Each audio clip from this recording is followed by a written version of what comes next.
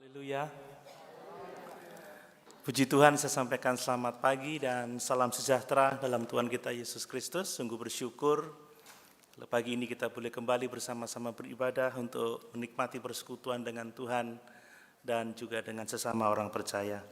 Mari kita membaca di dalam Injil Lukas pasal 24. Kita kembali membaca ayat 44 sampai ayat yang ke-49. Lukas 24 ayat 44 sampai ayat yang ke-49. Saya membaca untuk kita sekalian, demikian firman Tuhan. Ia berkata kepada mereka, maksudnya Tuhan Yesus, "Inilah perkataanku yang telah kukatakan kepadamu ketika aku masih bersama-sama dengan kamu, yakni bahwa harus digenapi semua yang ada tertulis tentang aku dalam kitab Taurat Musa dan kitab Nabi-Nabi dan kitab Mazmur." Lalu ia membuka pikiran mereka sehingga mereka mengerti kitab suci. Katanya kepada mereka, ada tertulis, Mesias harus menderita dan bangkit dari antara orang mati pada hari yang ketiga. Dan lagi, dalam namanya, berita tentang pertobatan dan pengampunan dosa harus disampaikan kepada segala bangsa mulai dari Yerusalem. Kamu adalah saksi dari semuanya ini, dan aku akan mengirim kepadamu apa yang dijanjikan Bapakku, tetapi kamu harus tinggal di dalam kota ini sampai kamu diperlengkapi dengan kekuasaan dari tempat tinggi.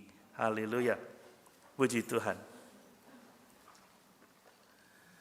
Bapak Ibu Saudara yang dikasihi oleh Tuhan, melalui ayat-ayat ini saya akan berkhotbah tentang tujuan hidup kita sebagai seorang Kristen. Ya, sekali lagi kita akan belajar tentang tujuan atau misi hidup kita sebagai pengikut Kristus dan bagaimana cara kita untuk dapat mencapai tujuan itu.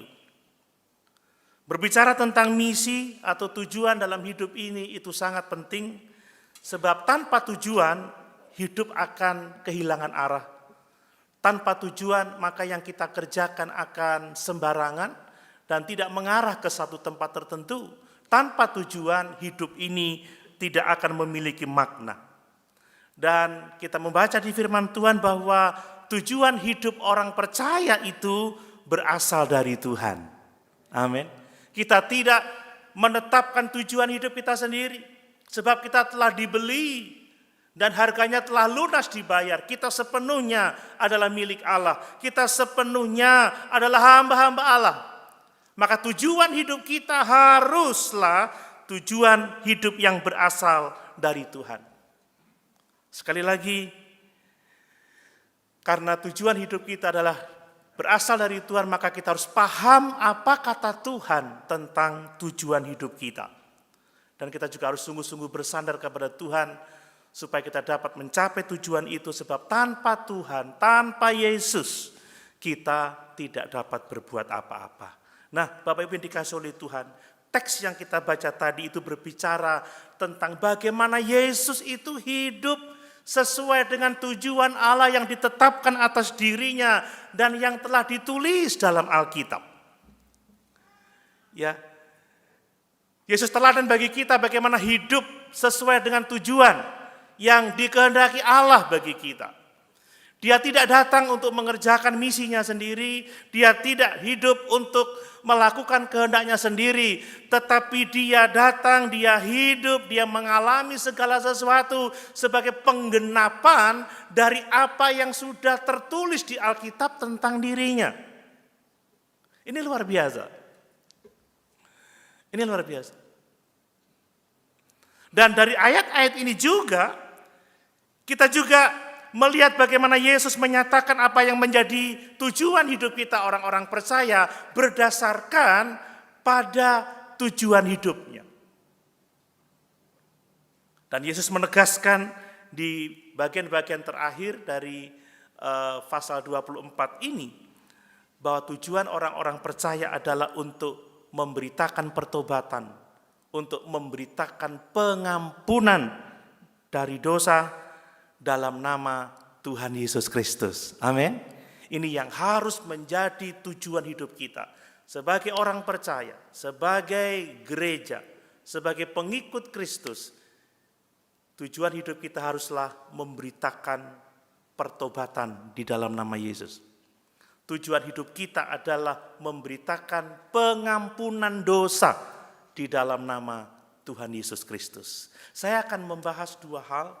Yang pertama adalah berkenaan dengan tujuan hidup kita yang telah ditetapkan oleh Allah. Yesus berbicara tentang dari mana sebenarnya asal tujuan hidup kita.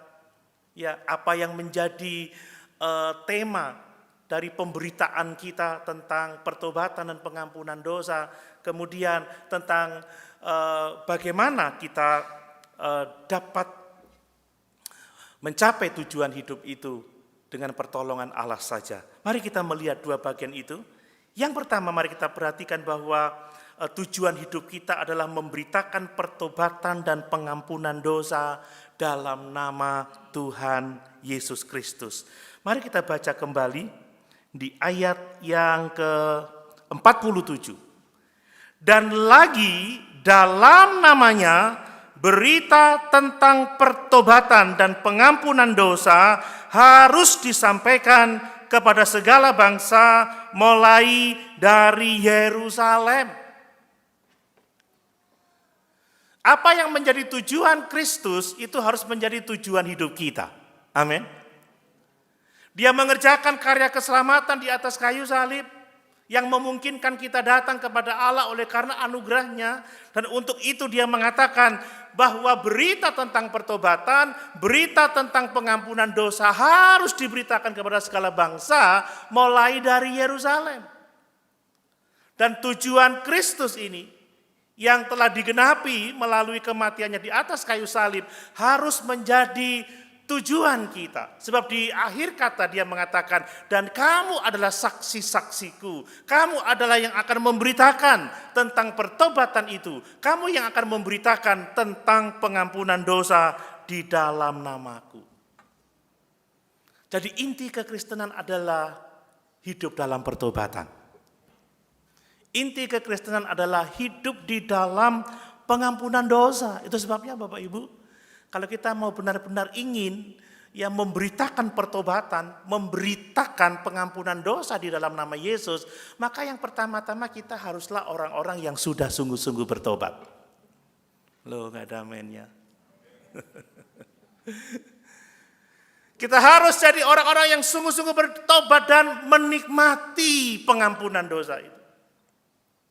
Nanti saya akan berbicara lebih khusus tentang pertobatan. Tetapi saya mau mengingatkan bahwa mengikut Tuhan yang menjadi penting untuk kita perhatikan setiap hari adalah pertobatan setiap hari. Mengalami pengampunan dosa, mengalami terus pengampunan dosa. Sebab kita menyadari sekalipun secara posisi kita adalah anak-anak Allah, kita telah dikuduskan, bahwa kebenaran Kristus telah diperhitungkan kepada kita, tetapi selagi kita masih hidup di dalam dunia ini, dalam daging ini, kita masih saja berbuat salah dan kita butuh bertobat dari perbuatan dosa dan disucikan dari segala dosa-dosa perbuatan itu. Sekali lagi, kalau kita mau menjadikan berita tentang pertobatan dan pengampunan dosa itu menjadi tujuan hidup kita, maka yang pertama-tama harus kita lakukan adalah kita benar-benar bertobat dan mengalami pengampunan dosa itu. Kita tidak akan bisa menjadi saksi yang efektif, saksi yang memuliakan Tuhan, kalau kita sendiri tidak bertobat. Kalau kita sendiri tidak menikmati pengampunan dosa dalam kehidupan kita. Nah, sangat disayangkan kalau gereja-gereja saudara ya tidak lagi setia pada misi ini. Tidak lagi setia memberitakan pertobatan dalam nama Tuhan, tidak lagi setia memberitakan pengampunan dosa dalam nama Yesus. Dan kalaupun toh pada awalnya gereja memberitakan tentang pertobatan, gereja memberitakan tentang pengampunan dosa, tetapi seringkali mudah gereja bergeser kepada fokus yang lain, sibuk dengan kegiatan-kegiatan, aktivitas-aktivitas yang tidak berkaitan dengan pertobatan, yang tidak berkaitan dengan pengampunan dosa. Gereja telah fokus kepada hal-hal selain pertobatan, hal-hal selain pengampunan dosa. Sehingga tidak heran kalau ada begitu banyak dosa justru terjadi di dalam gereja. Belum sampai 1 minggu yang lalu saya bertemu dengan seorang yang tidak lagi mau bergereja, menarik dirinya dari gereja. Dia mengatakan seperti ini, yang penting hubungan pribadiku dengan Tuhan sebab dia kecewa pada gereja. Saya mengatakan orang ini sepertinya petualang gereja juga. Dia pindah dari gereja sini, tidak cocok pindah sini, tidak cocok pindah sini, tidak cocok pindah sini. Kata istri saya, ayo ke eklesia. Ah, sama aja. Orang sudah berpikir negatif tentang gereja. Karena apa? Karena kebanyakan gereja sudah tidak lagi setia pada misinya. Tidak lagi setia pada tujuan yang ditetapkan Allah kepadanya. Tidak lagi memberitakan pertobatan dengan sungguh-sungguh. Tidak hidup dalam pertobatan. Tidak memberitakan pengampunan dosa. Tetapi kemakmuran, kesuksesan, pengembangan diri, dan lain sebagainya. Saya kaget ketika dia mengatakan, ternyata gereja itu busuk. Hah, kok seperti itu? Iya, bagaimana gereja? Dia mengatakan seperti ini, maaf, pendetanya ngerentenirkan uang 5%. Hah?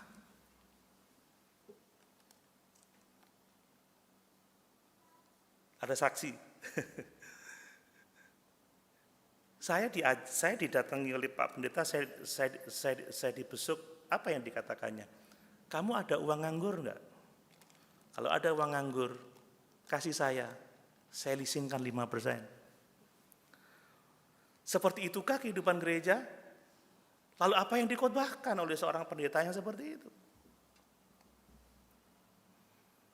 Bapak Ibu, tujuan hidup kita adalah memberitakan Yesus.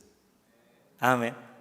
Memberitakan pertobatan, memberitakan pengampunan dosa di dalam Yesus. Kita berkumpul seperti sekarang ini untuk perkara-perkara rohani, untuk memperdalam iman kita, untuk bertumbuh dalam pengenalan akan Tuhan, untuk memuliakan Allah, untuk mengucap syukur dan membangun persekutuan sesama orang percaya. Kita tidak bicara bisnis di gereja. Makanya juga kita tidak arisan di gereja ya. Ingat kehidupan gereja mula-mula. Mereka berkumpul untuk bertekun dalam pengajaran rasul-rasul. Bertekun di dalam firman. Bertekun di dalam persekutuan. Bertekun di dalam doa. Bertekun di dalam pelayanan. Dan mereka tidak digeserkan dari fokus itu. Sehingga Tuhan menambahkan tiap hari jiwa-jiwa yang diselamatkan.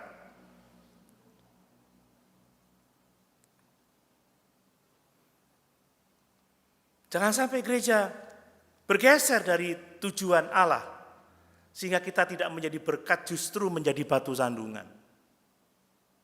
Dan ini harus menjadi perhatian kita orang-orang percaya. Amin.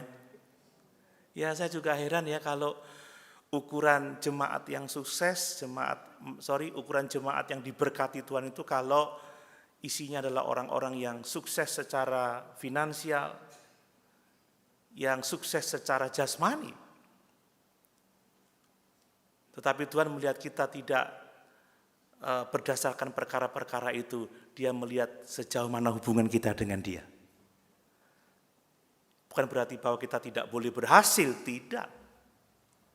Tetapi tujuan Yesus mati di atas kayu salib adalah bukan supaya kita bisa hidup senang-senang, ya, hidup menikmati dunia ini. Tetapi Dia mati supaya kita hidup dalam pertobatan, menikmati pengampunan dosa, dan mengalami persekutuan yang benar dengan Dia. Dan itu bisa dalam keadaan apapun juga. Ini yang perlu menjadi perhatian kita. Nah, ketika kita membaca ayat 44 sampai 45, berkenaan dengan tujuan hidup kita, memberitakan pertobatan dan memberitakan pengampunan dosa, Yesus menegaskan melalui apa yang dikatakannya bahwa tujuan itu berasal dari firman Tuhan. Tujuan itu berasal dari kitab suci.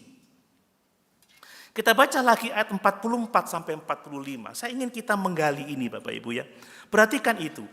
Ia berkata kepada mereka, inilah perkataanku yang telah kukatakan kepadamu ketika aku masih bersama-sama dengan kamu. Perhatikan yang bagian ini, yakni bahwa harus digenapi semua yang ada tertulis.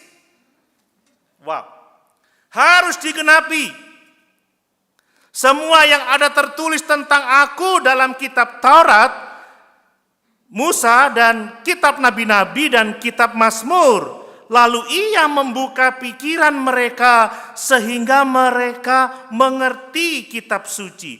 Dari sini kita bisa paham bahwa tujuan Kristus datang ke dunia ini adalah tujuan yang telah dituliskan di dalam kitab suci itu. Yesus menjelaskan tujuannya berasal dari kitab suci bahwa harus digenapi apa yang tertulis tentang aku. Jadi ini menunjukkan kepada kita bahwa kalau tujuan Yesus aja berasal dari kitab suci, maka demikian juga tujuan hidup kita itu berasal dari firman Tuhan. Ini harus jelas bagi kita. Ya. Sama seperti Tuhan Yesus menjelaskan kepada dua orang yang kecewa, yang pulang ke Emmaus. Dia membuka dirinya seperti yang ada di dalam kitab nabi-nabi, kitab Musa. Di sini ditambahkan, dia mengajar kepada murid-murid tentang apa yang ditulis juga tentang dirinya di kitab Mazmur, saudara. Jadi sekali lagi segala sesuatu yang tertulis tentang aku harus digenapi. Pendek kata, karya keselamatannya di atas kayu salib, kematiannya, penguburannya, kebangkitannya itu adalah penggenapan firman tertulis. Jadi apa yang terjadi dalam hidup Yesus itu bukan kebetulan tetapi sudah tertulis. Sudah dinubuatkan, sudah dinyatakan jauh sebelumnya. Bahwa kematiannya bukan kecelakaan, tetapi itu penggenapan rencana Allah. Bahwa penguburannya dengan cara yang luar biasa itu. Kita sudah mempelajari itu tentang bagaimana seorang Yusuf dari Arimatea menguburkan dia dengan cara yang sangat terhormat. Itu sudah ditulis di Alkitab. Bahkan kebangkitannya pada hari yang ketiga, itu adalah penggenapan dari firman Tuhan. Dari apa yang Yesus katakan tentang dirinya, bahwa harus digenapi semua yang tertulis tentang aku, berkaitan dengan tujuan hidup kita, berkaitan dengan pelayanan, pemberitaan tentang pertobatan dan pengampunan dosa, kita bisa melihat bahwa sebenarnya berita yang kita sampaikan kepada dunia itu tidak berasal dari diri kita sendiri. Amin Bapak Ibu. Kita enggak boleh memberitakan sesuatu dalam nama Tuhan Yesus, tetapi berita itu kita buat sendiri. Bukan berita yang telah ditetapkan oleh Tuhan untuk kita sampaikan. Jadi sebenarnya kita ini tidak bebas ya. Kita tidak bebas membuat berita kita sendiri. Saya ini enggak bisa khotbah seenaknya. Saya enggak bisa mengajar semau saya, enggak bisa. Saya harus mengajarkan apa yang Tuhan mau ajarkan kepada kita semuanya. Ingat di dalam amanat agung Tuhan Yesus Kristus, pergi jadikan semua bangsa muridku. Baptislah mereka dalam nama Bapa, Anak, dan Roh Kudus, dan ajarlah mereka melakukan segala sesuatu yang, coba dikeluarkan di slide, Matius pasal 28 ayat 20 saja. Matius 28 ayat 20. Sudah? Oh tidak bisa, kita buka aja. Oh sudah. Ayat 19, ini. Dan ajarlah mereka, apa kita baca bersama-sama? melakukan segala sesuatu yang telah kuperintahkan kepadamu. Kita tidak dengan bebas menciptakan berita kita sendiri.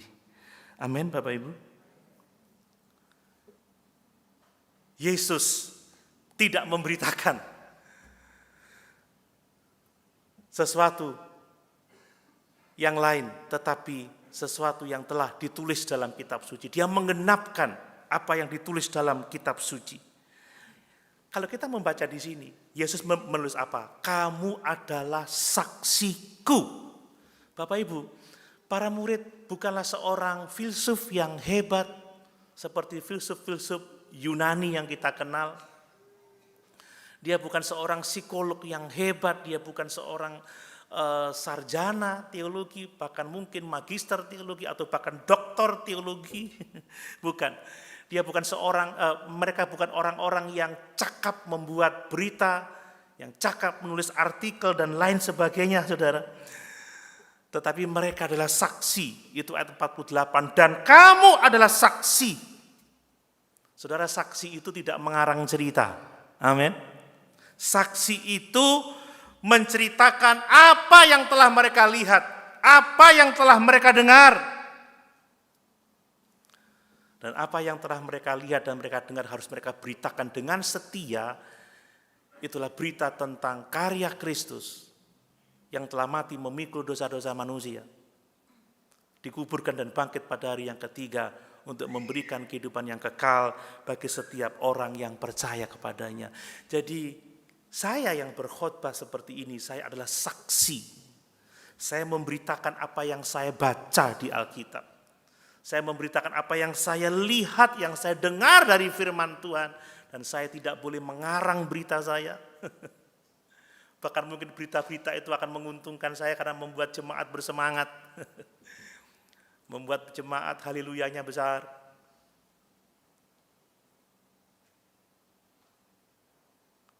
Tapi berita yang Tuhan ingin kita sampaikan, ingin saya sampaikan, sekalipun mungkin itu tidak populer, saudara, kita tidak bisa menciptakan berita atau memberitakan sesuatu yang tidak diajarkan oleh Tuhan Yesus kepada kita.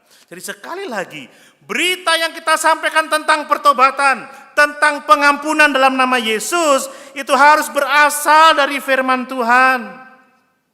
Berasal dari Alkitab.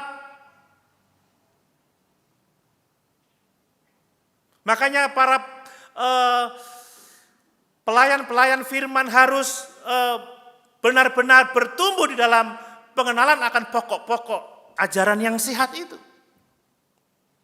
Memberitakan iman sebagaimana dinyatakan kepada kita oleh firman Tuhan. Sekali lagi, kita tidak bisa memilih-milih bagian yang kita suka, bagian yang tidak kita suka. Tetapi kita sepenuhnya mengajarkan firman Allah, mengajarkan tentang keberdosaan manusia, mengajarkan tentang kasih Allah yang besar di dalam Yesus Kristus, mengajarkan tentang pertobatan di dalam Yesus dan pengampunan dosa di dalam Yesus yang telah mati memikul dosa-dosa kita. Tetapi sayang, kalau di dunia ini justru pengkhotbah-pengkhotbah populer, saudara, ya, buku-buku yang sangat populer yang laris dijual, itu tidak konsisten atau tidak memberitakan firman Tuhan. Makanya kita harus hati-hati, kita harus jeli, kita tidak boleh salah. Kita harus terlebih dahulu membaca Alkitab kita sebelum kita membaca buku-buku apapun juga. Amin. Ini penting. Dan Bapak Ibu bisa mengoreksi saya kalau saya memberitakan sesuatu yang tidak diajarkan oleh Tuhan kita Yesus Kristus. Kemudian saudara, dari kisah ini kita bisa melihat juga bahwa berkenaan dengan berita kita, berkenaan dengan firman Allah, ternyata kita itu tidak dapat memahami firman Allah tanpa pertolongan Tuhan. Kita baca lagi ayat yang ke-45. Ya, Lukas pasal 24 ayat yang ke-45. Lalu ia membuka pikiran mereka sehingga mereka mengerti kitab suci. Wow. Ternyata untuk memahami firman Tuhan kita membutuhkan pertolongan Tuhan. Para murid sekalipun mereka sudah percaya Yesus, mengikut Yesus, tetapi apa yang kita lihat saudara, pikiran mereka belum mampu memahami apa yang telah dinubuatkan oleh kitab suci berkenaan dengan kematian Yesus, penguburan Yesus, dan kebangkitan Yesus. Mereka tidak bisa memahami itu. Padahal mereka sudah lahir baru, saudara ya.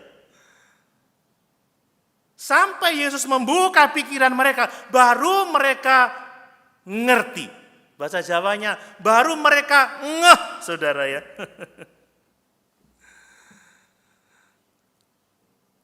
Dan ini menunjukkan kepada kita bahwa Yesus itu adalah Allah yang berkuasa.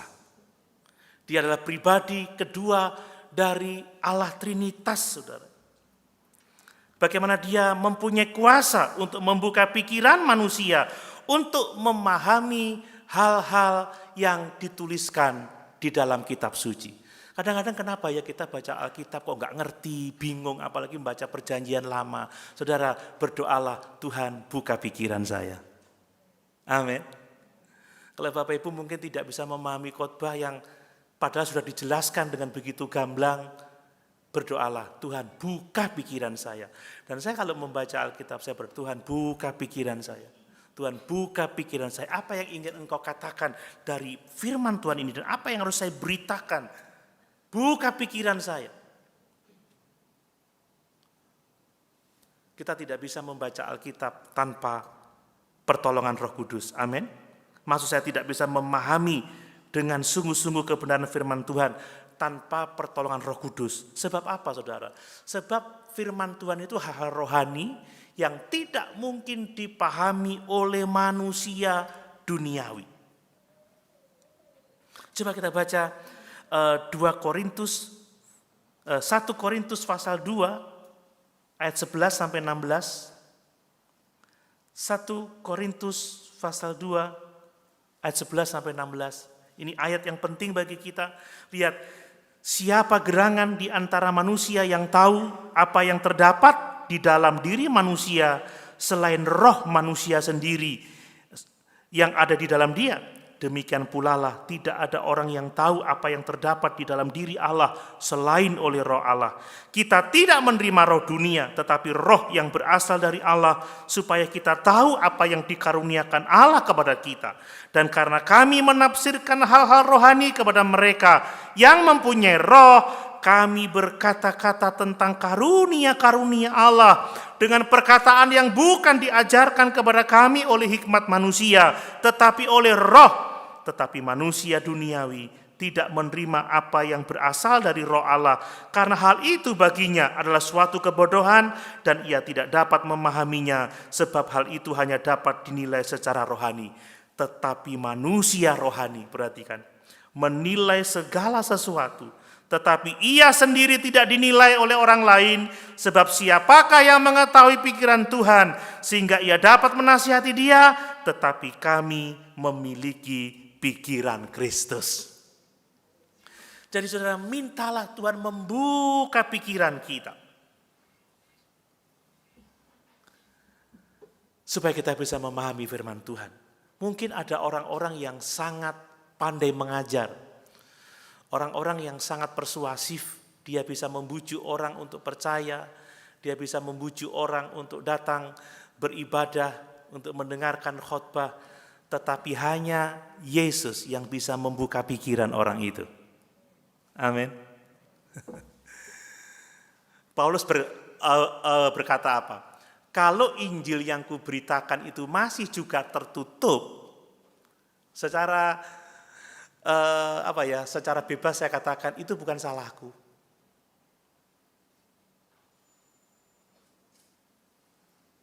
Wow. Tetapi itu berarti bahwa orang-orang yang masih tertutup pikirannya terhadap kebenaran, dia tidak menerima kasih karunia, saudara. Kalau orang yang menerima kasih karunia, pikirannya pasti dibuka oleh Tuhan. Dia dimampukan untuk memahami firman Tuhan.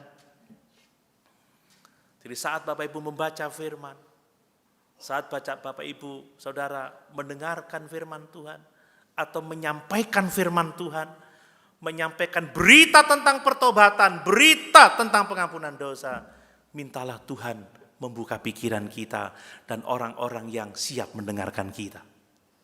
Seperti Lydia, ya, ketika Lydia dia mendengarkan khotbah Paulus atau pengajaran Paulus, lalu Tuhan membuka pikiran Lydia sehingga dia bisa melihat kemuliaan Allah. Lydia percaya dan diselamatkan. Tidak hanya Lydia, tetapi dia dan seluruh keluarganya. Mari kita bersandar sepenuhnya kepada firman Tuhan. Amin. Nah, selain sumbernya itu dari Alkitab, maka pokok berita kita tentang pertobatan, tentang pengampunan dosa, itu adalah Yesus Kristus. Yesus Kristus yang mati di salib, yang dikuburkan dan bangkit pada hari yang ketiga. Lihat, berulang-ulang Yesus mengatakan bahwa Kristus atau anak manusia itu harus menderita dan dikuburkan, bangkit kembali dari kematian, agar apa? Agar berita tentang pertobatan dan pengampunan dosa itu dapat disampaikan kepada segala bangsa. Jadi dasar dari berita kita adalah pribadi Yesus dan karya keselamatannya di atas kayu salib. Kita tidak boleh keluar dari dasar itu, saudara. Yesuslah yang kita beritakan. Tatkala kita memberitakan pertobatan di dalam nama Yesus. Tatkala kita memberitakan pengampunan dosa di dalam nama Yesus yang telah mati dan bangkit untuk kita. Jangan sampai kita mau disesatkan dengan Injil-Injil yang lain seperti yang kita lihat di jemaat di Galatia, sampai-sampai Paulus itu, menurut saya dia sedih sekali. Mengapa kamu begitu mudah dialihkan pandanganmu dari Yesus pribadi yang agung itu, yang telah memikul dosa-dosa kita, dan engkau melihat kepada perbuatan baikmu sendiri. Makanya kalau kita mau menolong orang, bawa mereka kepada Yesus. Amin. Mungkin saya seorang konselor hebat, saudara ya.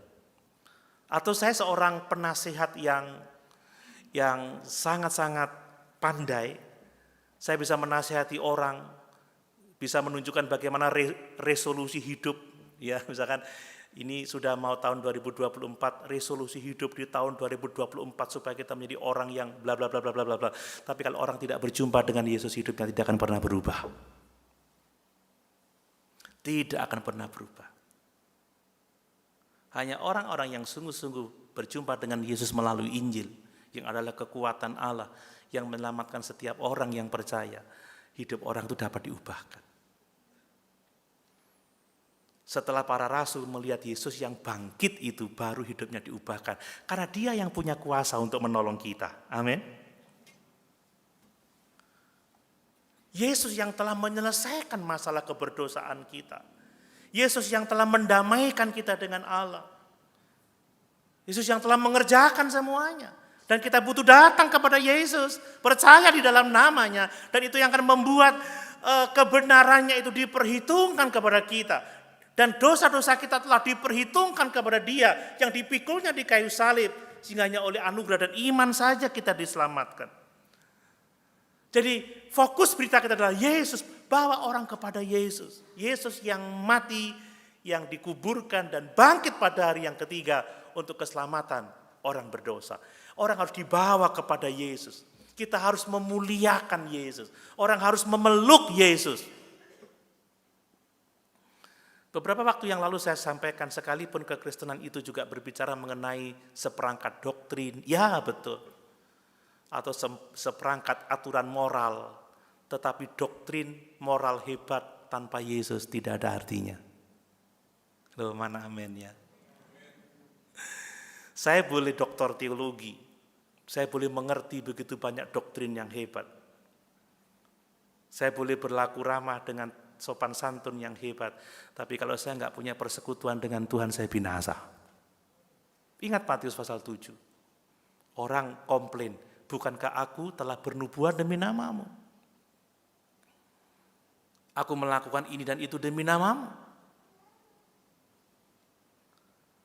Ini orang-orang hebat yang komplain. Seperti orang yang berdoa, orang Farisi yang berdoa yang tidak diampuni itu. Tuhan, aku tidak seperti orang berdosa itu. Aku berpuasa, aku beribadah, aku memberi perpuluhan, aku berkhotbah, aku melakukan banyak hal baik. Tapi tanpa Yesus, kalau orang bergantung kepada dirinya sendiri, tidak memeluk Yesus, bergantung pada Yesus, tidak ada gunanya semua yang dilakukannya. Amin. Bapak Ibu tahu nggak, Ibu Gembala tuh setiap malam nyanyinya luar biasa. Kami tadi malam girang-girang. Apa nyanyinya? Itu pengerja yang paling hafal. Gandol Gusti, gandol Gusti, gandol Gusti. Saben dina rina wengi gandol Gusti. Sudahkah kita benar-benar memeluk Yesus? Dikenal oleh Yesus? Itu yang sangat penting. Berita kita harus Yesus dan karya keselamatannya.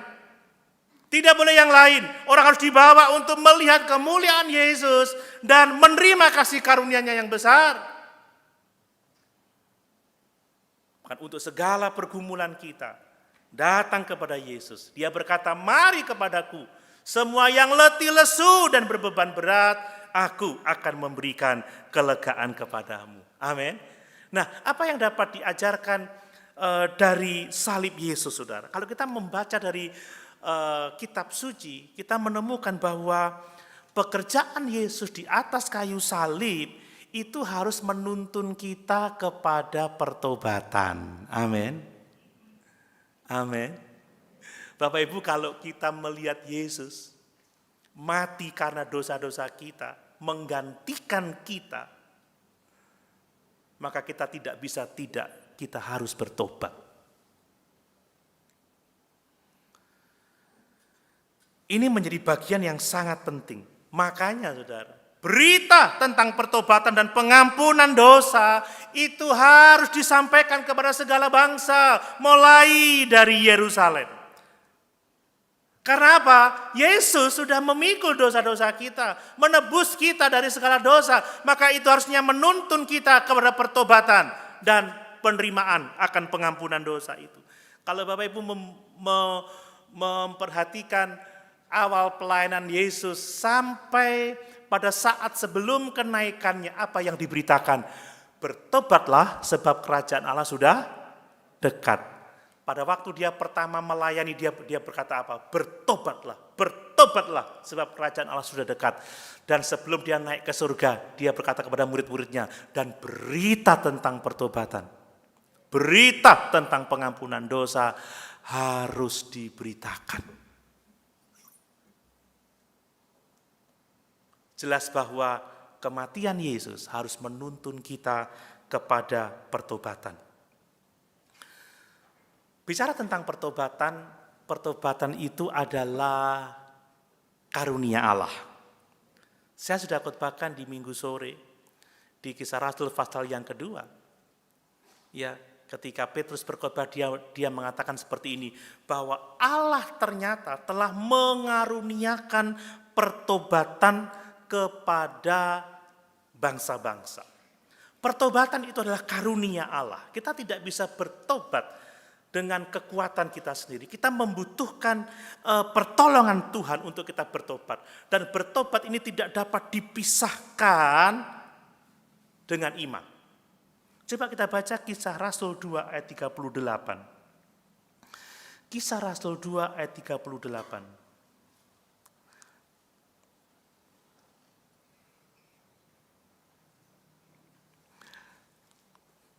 Jawab Petrus kepada mereka, bertobatlah, nah ini, dan hendaklah kamu masing-masing memberi dirimu dibaptis dalam nama Yesus Kristus untuk pengampunan dosamu, maka kamu akan menerima karunia Roh Kudus.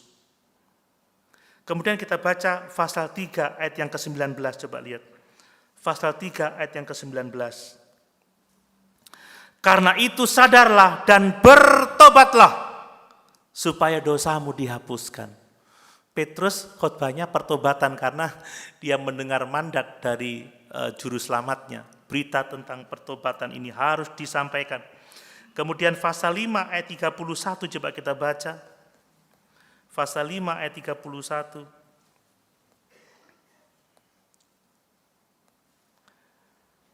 Dialah yang telah ditinggikan oleh Allah sendiri dengan tangan kanannya menjadi pemimpin dan juru selamat supaya Israel dapat bertobat dan menerima pengampunan dosa. Jadi jelas bahwa pertobatan itu adalah karunia. Karena Allah telah meninggikan Yesus menjadi pemimpin dan juru selamat supaya orang dapat bertobat dan menerima pengampunan dosa. Masih banyak ayat-ayat yang lain. Jadi bicara tentang pertobatan, pertama-tama kita ini butuh pertolongan Tuhan. Butuh Tuhan membuka pikiran kita. Menyadarkan tentang keadaan diri kita yang berdosa. Kita butuh sadar akan kelemahan kita. Bahwa kita tidak sanggup selamat dari dosa-dosa kita dengan usaha kita sendiri. Kita butuh sikap membenci dosa, saudara. Kalau kita tidak membenci dosa, kita tidak akan pernah bisa bertobat dari dosa itu. Dan yang berikutnya kita butuh perubahan hidup yang dikerjakan oleh Roh Kudus, di mana kita meninggalkan dosa-dosa kita. Dosa-dosa yang dulu kita cintai, yang sekarang kita benci. Mulai dari dalam hati kita.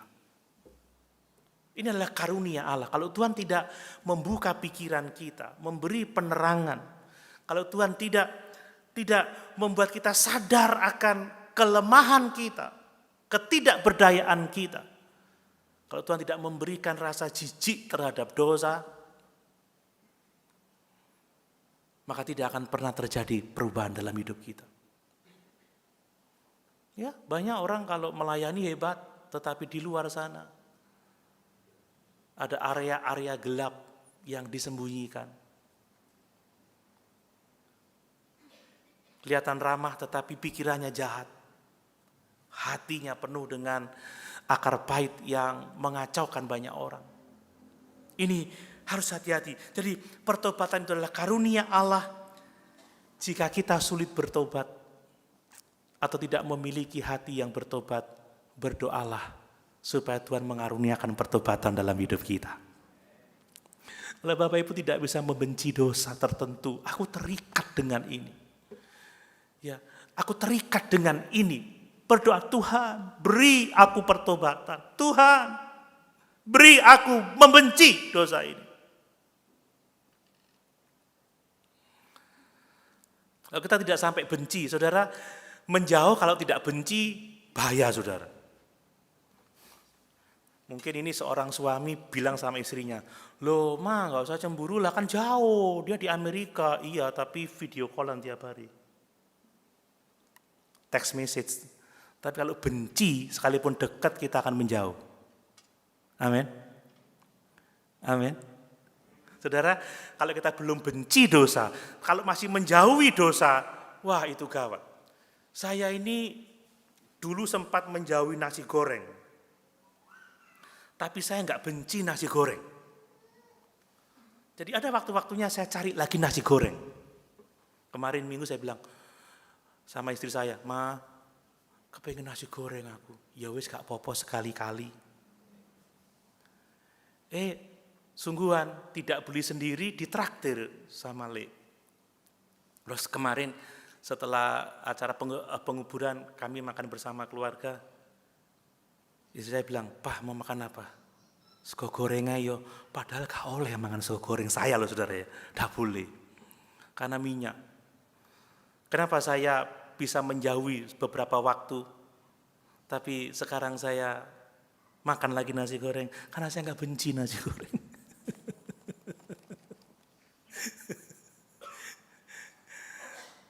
Saudara, kadang kita lupa bahwa kita harus membenci dosa. Apa saja yang Tuhan katakan dosa itu harus kita benci. Amin. Nah, kemudian pekerjaan Yesus di atas kayu salib itu harus mendorong kita untuk memberitakan pertobatan itu, untuk memberitakan pengampunan dosa itu. Yesus mati di salib bukan untuk alasan yang lain selain yang terutama adalah supaya kita dapat bertobat, kita dapat diampuni. Makanya ketika kita memberitakan Yesus, maka inti beritanya adalah bertobatlah dan terimalah pengampunan dosa.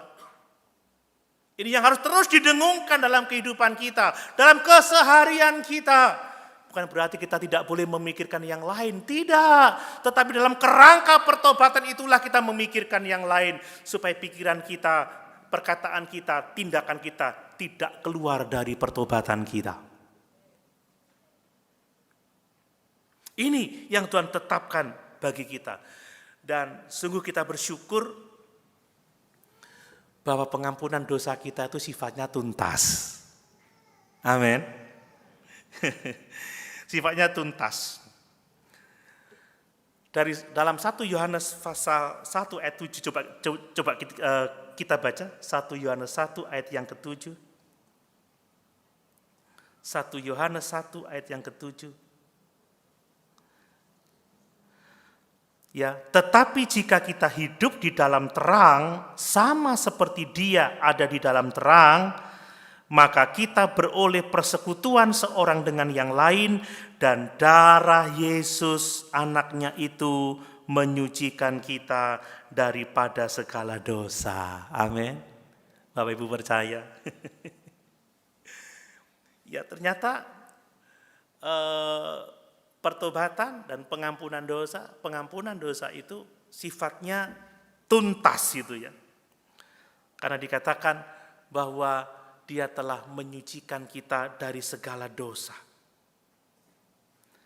Kita tidak perlu takut.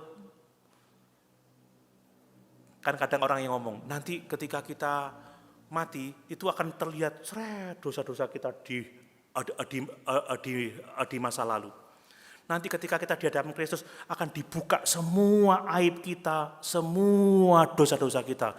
Kadang membuat orang Kristen jadi khawatir, saudara. Boyo apa ya? Pas anak bojoku, mereka ketok perselingkuhanku ya apa ya? Bah, gimana ya? Dulu aku pakai uang gereja ini. Saudara yakin itu enggak akan terjadi. Kalau saudara benar-benar bergantung pada Yesus. Coba baca. Roma 8 ayat 33 sampai 34. Enggak ada yang seperti itu, saudara. Karena Alkitab berkata seperti ini, Yesus telah menyucikan kita dari segala dosa kita dan Dia tidak membangkit-bangkit. Amin. Sejauh timur dari barat, Dia membuang dosaku, takkan diingat lagi pelanggaranku. Roma 8 ayat 33 sampai 34. Siapakah yang akan menggugat orang-orang pilihan Allah? Weh, ini disek jahat ini. Tuhan, ini dulu kurang ajar. Keji. Tapi setelah kita diampuni, siapakah yang akan menggugat orang-orang pilihan Allah? Allah yang membenarkan mereka. Amin. Siapakah yang akan menghukum mereka? Tidak ada. Kristus yang telah mati, bahkan lebih lagi yang telah bangkit, yang juga duduk di sebelah kanan Allah, yang malah menjadi pembela bagi kita. Amin. Jadi jangan ikut pikiran orang, nanti ya apa ya dibuka filmku selama hidup, selesai oleh darah Yesus. Tapi lihat ayat 3, ayat yang selanjutnya, bahwa Tuhan yang begitu telah mengasihi kita itu, Dia akan tetap menyertai kita untuk selama-lamanya. Amin. Dan tidak ada satu kuasa pun yang dapat memisahkan kita dari kasih Kristus. Dan yang lebih luar biasa ini, luar biasa lagi, bahwa pertobatan itu diberitakan mulai dari Yerusalem. Ini bicara tentang apa Bapak Ibu? Bukan berbicara tentang, karena orang Yahudi adalah orang pilihan Allah. Ya memang betul orang pilihan Allah. Tetapi orang Yahudi telah begitu jahat, telah begitu berdosa dengan menyalibkan Yesus. Jadi kalau berita tentang pertobatan mulai dari Yerusalem, itu artinya bahwa berita pertobatan itu untuk orang yang paling berdosa sekalipun. Amin. Tidak ada dosa yang tidak dapat diselesaikan oleh Yesus. Berita pertobatan pertama-tama untuk orang-orang Farisi, untuk ahli-ahli Taurat yang ada di Yerusalem, untuk orang-orang Yahudi yang belum lama menyalibkan Yesus dengan cara yang sangat keji. Untuk tentara-tentara Romawi yang saat itu menikam lambung Yesus. Dan ini memberi pengharapan kepada kita. Tidak ada dosa segelap apapun yang tidak dapat diampuni oleh Tuhan. Ada pengharapan yang besar di dalam Tuhan.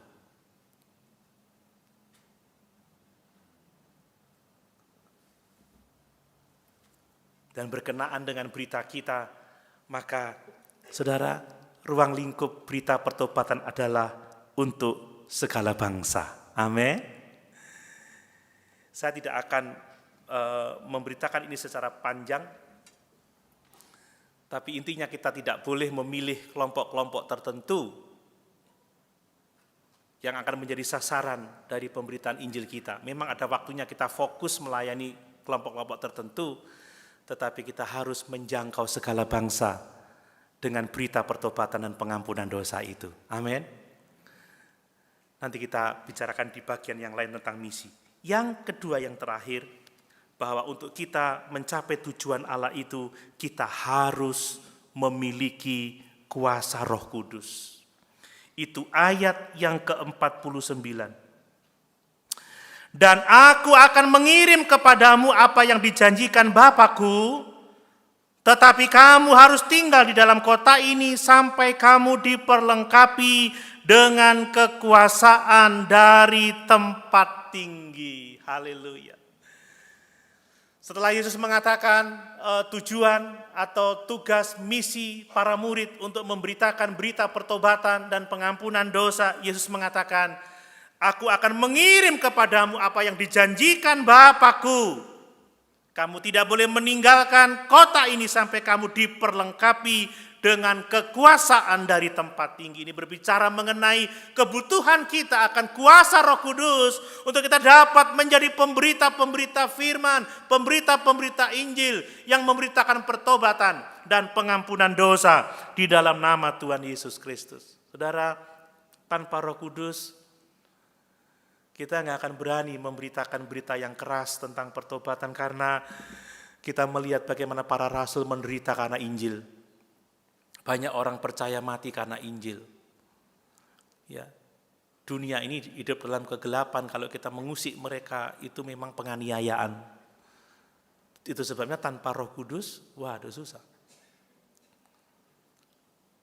Saudara mau mengkhotbahkan sesuatu yang tidak populer itu resikonya nggak disukai. Khotbahnya keras, ngono-ngono tok ae. Nggak ono lucune, nggak asik.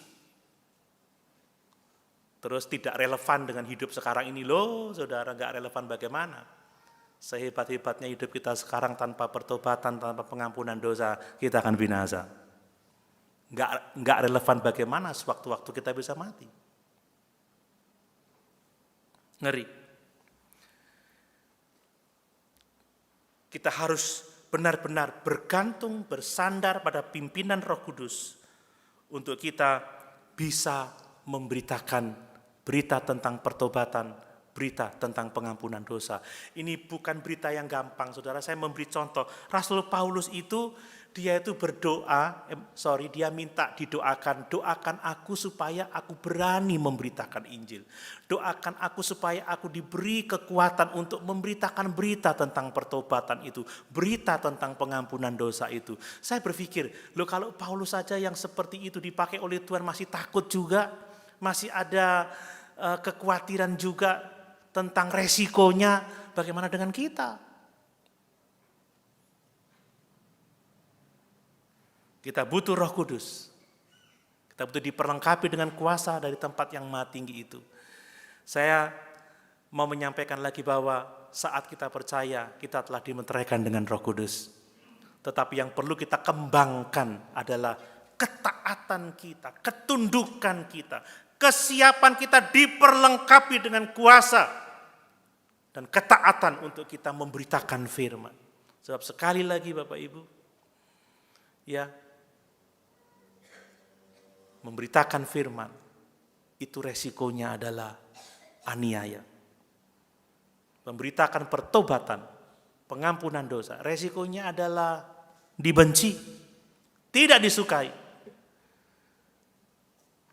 Kalau Bapak Ibu cerita tentang bisnis kepada orang lain, mengajar mereka bagaimana bisa sukses, bagaimana bisa berhasil, semua orang bisa dan orang akan mendengar dengan terbuka. Tapi coba Bapak Ibu bicara tentang keselamatan, tentang keberdosaannya, tentang kebutuhannya untuk diselamatkan, tentang kebutuhannya untuk percaya Yesus. Wah, butuh pertolongan Roh Kudus. Amin. Coba lihat selama hidup, sudahkah kita menjadi saksi? Mari kita hidup berdasarkan tujuan ini, memberitakan pertobatan dan memberitakan pengampunan dosa di dalam nama Tuhan Yesus. Sama-sama kita berdiri.